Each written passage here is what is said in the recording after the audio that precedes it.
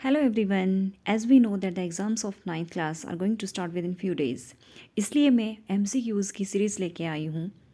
आज की इस वीडियो में आपसे मैं सिर्फ 24 क्वेश्चंस डिस्कस करूँगी नाइन्थ क्लास की बायोलॉजी के first chapter that is the fundamental unit of life के।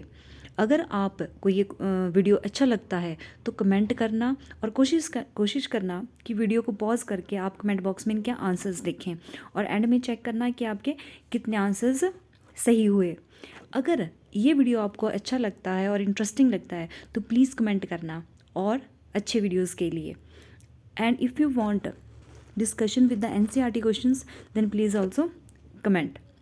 So let's start. That is, the first question is, the term cell was given by, cell term किसने दी थी? तो आप video को पॉज करके कमेंट बॉक्स में लिख सकते हैं और अपना एक टेस्ट भी ले सकते हैं कि आपके कितने क्वेश्चन सही हुए। तो cell term was given by Robert Hooke in 1665। The second question is, nucleus was discovered by, nucleus किसने डिस्कवर किया था? Nucleus was discovered by Robert Brown in orchid root cell में उसने डिस्कवर किया था। अब सेकंड क्वेश्चन में आप देख सकते हैं यहाँ पे फर्स्ट टर्म है रॉबर्ट हुक, तो क्या रॉबर्ट हुक ने क्या डिस्कवर किया था? Cell. Next is Leeuwenhoek, Leeuwenhoek ने लिविंग सेल डिस्कवर किए थे सबसे पहले।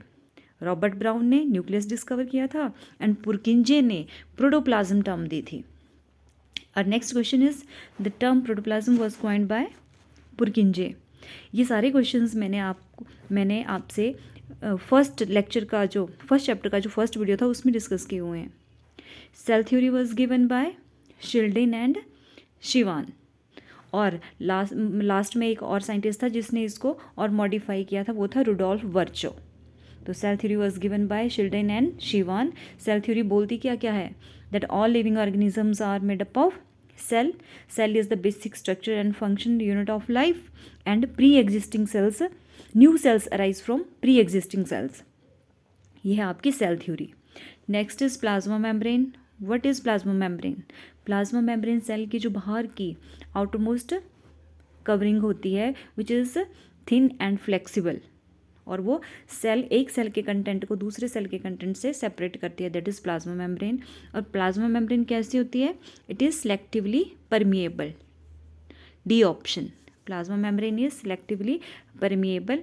कई बार एग्जाम में सेलेक्टिवली परमिएबल की डेफिनेशन भी पूछ जाती है, तो नेम इंडिकेट कर रहा है कि जो ऐसी मेम्ब्रेन जो अपनी में से कुछ सिलेक्टेड सब्सटेंसेस को ही पास होने दे, that is known as selectively permeable.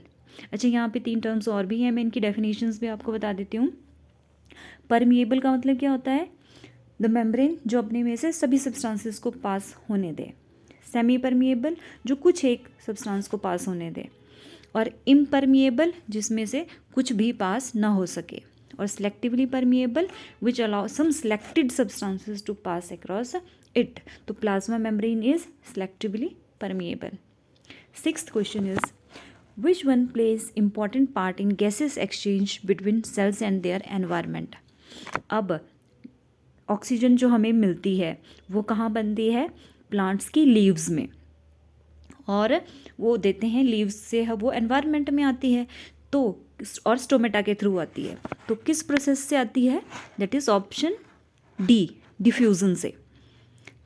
Diffusion से प्लांट्स जो हैं ऑक्सीजन को एनवायरनमेंट में देते हैं और एनवायरनमेंट से कार्बन डाइऑक्साइड लेते हैं। Next is, what is required for osmosis to occur. अब ऑस्मोसिस क्या है? Osmosis is the movement of liquids from higher concentration to lower concentration. तो ऑस्मोसिस और डिफ्यूज़न में मैंने आपको प्रीवियस वीडियो में जो हमने किए हैं उसमें डिफरेंस बताया है कि ऑस्मोसिस को होने के लिए बीच में सेमी परमिएबल मेम्ब्रेन होना ज़रूरी है। Osmosis is what is required for osmosis to occur? That is option A, semi permeable membrane के थ्रू ही होता है। अगर कोई सब्सटेंस हायर कंसनट्रेशन से लोअर कंसनट्रेशन में जा रहा है और बीच में कोई मेम्ब्रेन नहीं है तो उसको बोलते हैं डिफ्यूज़न। जैसे कि कमरे में एक परफ्यूम की बॉटल रख दी तो पूरे कमरे में फैल जाएगी उसकी फ्रेग्रेंस, तो उस प्रोसेस को बोलते हैं डिफ्यूज़न। लेकिन बीच में अगर कोई मेम्ब्रेन है, सेमी परमिएबल मेम्ब्रेन है, उसमें से लिक्विड पास हो रहा है एक जगह से दूसरी जगह, तो that is known as osmosis. Eighth question is, cell will gain water from which solution? Cell कौन से सॉल्यूशन में से वाटर गेन करेगा? तो सेल तब वाटर गेन करेगा जब वाटर की कंसंट्रेशन जिस सॉल्यूशन में सेल को रखा गया हुआ है उसमें ज़्यादा है एज़ कंपेयर टू सेल, तो वो करेगा हाइपोटोनिक सॉल्यूशन में। हाइपोटोनिक सॉल्यूशन ऐसे होते हैं जिनमें वाटर कंटेंट ज़्यादा होता है और सॉल्यूट की क्वांटिटी कम होती है। तो cell will gain water from a hypotonic solution. You can pause the video and comment your answers. Ninth question is, in a semi-permeable membrane, water crosses. Semi-permeable membrane में water crosses कौन सी direction में जाएगा? Toward its higher concentration, both direction, along with solutes or none of the above. तो semi permeable membrane में water both direction में जाता है। Mostly तो वो higher concentration to lower concentration में जाएगा, लेकिन थोड़ा बहुत वो उसकी मूवमेंट दोनों डायरेक्शन में होती है। तो इसका आंसर है both direction, that is option B. Next 10th question is, entry of water into a cell और ऑर्गन इज कॉल्ड। जब किसी सॉल्यूशन के अंदर हम सेल को रखते हैं और वो उसके अंदर पानी भर जाता है, वो फूल जाता है, तो उसको बोलते हैं endosmosis. Entry of water into a cell or organ is called endosmosis, that is option B। अगर उससे पानी बाहर जाता है, वो श्रिंक होता है, तो उसको बोलते हैं एक्सोऑस्मोसिस। एक्सो आउट, तो सेल से बाहर जाएगा। तो answer to the 10th question is B. 11th question is, in a hypertonic solution a plant cell will undergo. अब हाइपरटोनिक सॉल्यूशन क्या होते हैं? जिनमें सॉल्यूट की कंसंट्रेशन ज़्यादा है। इसको आप समझ सकते हैं कि मान लो हमने छोटा सा ग्लास लिया है, उसमें नमक के 5-6 चम्मच डाल दिए तो वो बन गया, और दूसरा ग्लास लिया, पानी का लिया, सेम अमाउंट ऑफ वाटर लिया, लेकिन उसमें एक ही नमक का चम्मच डाला, तो जिसमें हाइपरटोनिक सॉल्यूशन वो बना जिसमें हमने बहुत ज़्यादा नमक डाल दिया, दैट इज़ सॉल्यूट की क्वांटिटी उसमें ज़्यादा है, वो होते हैं hypertonic solution. In a hypertonic solution a plant cell will undergo. क्या होगा उसमें अगर प्लांट सेल को रख देंगे? प्लाज्मोलिसिस होगा, डीप्लाज्मोलिसिस, डिस्टेंशन होगा या कॉन्ट्रैक्शन? तो उसमें प्लाज्मोलिसिस होगा। तो व्हाट इज़ प्लाज्मोलिसिस? उसके जो बाहर तो प्लांट सेल में सेल वॉल होगी, वो तो मूव नहीं करेगी क्योंकि वो रिजिड होती है, लेकिन सेल वॉल के अंदर जो सेल मेम्ब्रेन होगी वो श्रिंक हो जाएगी, सेल वॉल से डिटैच हो जाएगी और श्रिंक हो जाएगी, that is known as plasmolysis, वो सिकुड़ जाएगा। Next is question number 12, which one does not show osmosis. ये जो 4 ऑप्शंस दिए हैं, wood, cork, dead cells and all of these, इनमें से कौन सा वुड, कॉर्क और डेड सेल, कौन सा ऑस्मोसिस शो नहीं करेगा? तो ये सारे के सारे ही जो हैं वो ऑस्मोसिस शो नहीं करेंगे because these are dead cells. Okay, और हमें पता है ऑस्मोसिस के लिए क्या चाहिए होता है? प्लाज्मा मेम्ब्रेन चाहिए होती है। Next is, cell wall is a device against excessive exocytosis, endocytosis, endosmosis and exosmosis. तो इसका जो आंसर है वो होगा endosmosis. Cell wall is a device against excessive endosmosis. ये एक्सेसिव एंडोस्मोसिस को चेक करता है और सेल को बर्स्ट होने से बचाता है। अब ये कैसे सेल वॉल इसको चेक करता है, एक्सेसिव एंडोस्मोसिस को? अब मान लो आपके पास आपने एक बॉटल ली छोटी सी, उसमें आपने पानी डाला तो जब वो बॉटल भर जाएगी तो क्या वो बॉटल फूलना शुरू कर जाएगी? नहीं ना। क्यों? क्योंकि उसकी आउटर कवरिंग जो है वो हार्ड है। तो वो क्या करेगी, जब वो फिल हो जाएगी तो जो एक्स्ट्रा पानी हम फिर से डालते रहें तो बाहर ही चला जाएगा, वो बाहर ही बहेगा, उसके अंदर नहीं जाएगा। Same happens in plant cells. Plant cell की जो सेल वॉल होती है वो रिजिड होने की वजह से क्या करती है, जब सेल के अंदर सफिशेंट वाटर आ जाता है तो वो एक ऐसे चेकिंग डिवाइस की तरह एक्ट करती है कि वो सेल को बर्स्ट होने से बचाती है और एक्सेस वाटर को फिर अंदर आने नहीं देती है। तो cell wall is the device against excessive endosmosis. Which one is use for staining cells? Staining cells में क्या होता है, सेल को डिफरेंट टाइप्स के केमिकल में डिप किया जाता है और उनमें कलर आ जाता है ताकि उनको अच्छे से स्टडी किया जा सके माइक्रोस्कोप में। तो सेल की जो स्टेनिंग है वो आयोडीन से भी कर देते हैं, सेफ्रानिन भी यूज़ होता है और मिथाइलिन ब्लू भी यूज़ होता है। That is all the अबब। याद रखना, सेल की स्टेनिंग के लिए क्या क्या यूज़ करते हैं हम? Iodine, safranin, methylene, blue. So answer to question number 14 is D. Question number 15 is a porous double layered membrane covering occurs over। पोर वाली डबल लेयर्ड मेम्ब्रेन है, किसके ऊपर होती है? अगर आपने मेरे प्रीवियस वीडियोस देखे हैं तो मैंने आपको न्यूक्लियस वाले उसमें एक्सप्लेन किया हुआ है ये। तो न्यूक्लियस की जो आउटर मेम्ब्रेन होती है डबल लेयर होती है और उसमें न्यूक्लियर पोर्स होते हैं। तो answer to this question is B. अब यहाँ से एक और इम्पॉर्टेंट क्वेश्चन बनता है कि ऐसे कौन कौन से सेल ऑर्गेनेलीज हैं which are double membrane bound, जिनके बाहर की जो आउटर मेम्ब्रेन है वो डबल लेयर्ड है? तो माइटोकॉन्ड्रिया, न्यूक्लियस एंड क्लोरोप्लास्ट, ये तीनों सेल ऑर्गेनेलीज जो हैं वो double membrane bound cell organelles हैं। लेकिन किसके डबल मेम्ब्रेन में पोर्स होते हैं? दैट इज न्यूक्लियस, और उन पोर्स को बोलते हैं nuclear pores. Clear? Next question number 16, organisms with cells having a nuclear membrane are called. अब कमेंट करो इस क्वेश्चन का आंसर आप कमेंट बॉक्स में। अब ऑर्गेनिज्म जिनके न्यूक्लियस में बाहर मेम्ब्रेन होती है उनको हम बोलते हैं eukaryotes. Eu means true, karyotes, the karyote term refers to nucleus. तो जिनमें ट्रू न्यूक्लियस होता है, तो ट्रू न्यूक्लियस हम उसको बोलते हैं जब न्यूक्लियर मटेरियल जो जेनेटिक मटेरियल जो है वो बाहर से मेम्ब्रेन से बाउंड होता है।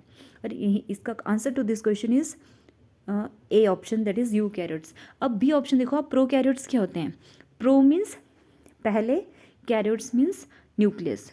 तो जो वेल डिफाइंड न्यूक्लियस जिनमें नहीं होता है उनको बोलते हैं prokaryotes, which do not have a well defined nuclear membrane. तो organism with cell having a nuclear membrane is called eukaryotes. Question number 17 is membranous bags having chlorophyll occurs in photosynthetic। अब इसका आंसर क्या होगा? हमने तो पढ़ा है जी कि प्लांट की जो लीव्स में फोटोसिंथेसिस होती है वो कौन से सेल ऑर्गेनेली होता है? प्लास्टिड्स, और फिर क्लोरोप्लास्ट जिसमें होता है। हमने पढ़ा था ना थैलेकॉइड्स, ग्रेना, ये सारी टर्म्स हमने अपने वीडियो में की हैं। अगर आपने वीडियो नहीं देखा है तो आप MH टीचिंग चैनल पे जाके देख सकते हैं। अब प्लांट्स में तो ये होता है, लेकिन कुछ फोटोसिंथेटिक ऐसे ऑर्गेनिजम्स भी होते हैं जिनमें क्लोरोप्लास्ट नहीं होता है। वो होते हैं मोस्टली माइक्रो ऑर्गेनिजम्स जैसे बैक्टीरियाज वगैरह। तो और वो फोटोसिंथेसिस शो करते हैं। तो उनमें जो मेम्ब्रेनस बैग्स होते हैं फोटोसिंथेसिस के लिए और उन बैग्स के अंदर क्लोरोफिल रहता है, वो होते हैं आपके प्रोकैरियोट्स में। किसमें? Membranes bags having chlorophyll occurs in photosynthetic prokaryotes. उनमें क्या होता है, जो प्लाज्मा मेम्ब्रेन होते हैं उसी के साथ छोटे छोटे बैग लाइक स्ट्रक्चर्स या उसी की इनफोल्डिंग से बन जाते हैं जिनमें क्लोरोफिल भरा रहता है और वहाँ पे फोटोसिंथेसिस होती रहती है, क्योंकि उनमें प्लास्टिड्स नहीं होते हैं। Plastids are the features of eukaryotes. Viruses do not show characteristics of life outside the living cells. क्यों? वायरस, हम बोलते हैं ना कि वायरस ना तो जिंदा है ना मरे हुए की कैटेगरी में आते हैं। क्यों? क्योंकि इनके पास अपना DNA और RNA तो होता है, लेकिन इनके पास एक तो ना तो बाहर की सेल मेम्ब्रेन होती है, ना ही इनके पास जो डिफरेंट सेल ऑर्गेनेलीज होते हैं वो होते हैं। तो viruses do not show characteristics of life outside the living cell. अगर ये लिविंग सेल के बाहर हैं तो ये लिविंग सेल के फीचर्स नहीं दिखा सकते हैं। क्यों? Because they lack membranes. A option इसका सही आएगा। और DNA और RNA और प्रोटीन्स ही होता है उनके पास। Question number 19 is a system of membrane bound tubes and sheets found in eukaryotic cell। इसका आंसर आप मुझे कमेंट करके बताएंगे।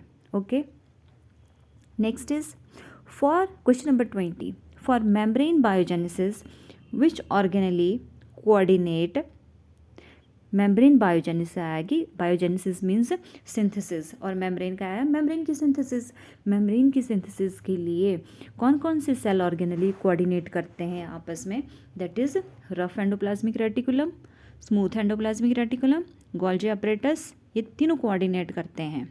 तो इसका सही आंसर होगा क्वेश्चन नंबर 20 का D option.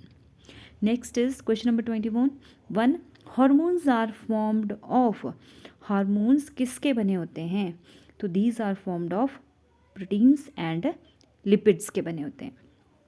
Next is question number 22 detoxification of many poisons and drugs is carried out by, बहुत सारे पॉइजन्स और ड्रग की डिटॉक्सिफिकेशन कहाँ होती है, लीवर की सेल्स में होती हैं। अब लीवर के सेल्स में भी कौन से, स्मूथ एंडोप्लाज्मिक रेटिकुलम में, SCR ऑफ लीवर सेल्स में detoxification of poisons and drugs होता है। Next is question number 23 black reaction of Camillo Golgi consisted of staining with, अब ये ब्लैक रिएक्शन कहाँ से आ गया, ये क्या था, कैमिलियो गोल्जी जो था उसने गोल्जी apparatus डिस्कवर किए थे। कहाँ पे उसने डिस्कवर किया था, nerve cells of barnacle and cat में। तो उसने क्या किया, उन नर्व सेल्स को अच्छे से स्टडी किया जा सके, इसलिए उसने उनकी स्टेनिंग ब्लैक कलर, उसकी स्टेनिंग सिल्वर नाइट्रेट से कर दी, जिससे उनका कलर ब्लैक हो जाता था, तो उसको ब्लैक रिएक्शन नाम दिया गया। तो black reaction of Camillo Golgi consisted of staining with silver nitrate. Question number 23 का सी ऑप्शन सही रहेगा। Question number 24 the organelle involved in packaging and dispatching the synthesized materials to various destinations inside and outside the cell is, किसको बोलते हैं packaging unit, हमने पढ़ा है अपनी वीडियोस में, दैट इज, कमेंट करो आप, cell organelle involved in packaging and dispatching the synthesized material to various destinations inside and outside the cell is Golgi apparatus। अगर आपको ये आज का ये वीडियो अच्छा लगा है तो ज़्यादा से ज़्यादा कमेंट करें, शेयर करें और लाइक करें वीडियो को। और अगर आप इस तरह के और वीडियोस भी चाहते हैं MCQs पे या NCERT के लॉन्ग क्वेश्चन की discussion, then please also comment on my channel that is MH teaching, और इस चैनल को सब्सक्राइब भी करें। Thank you.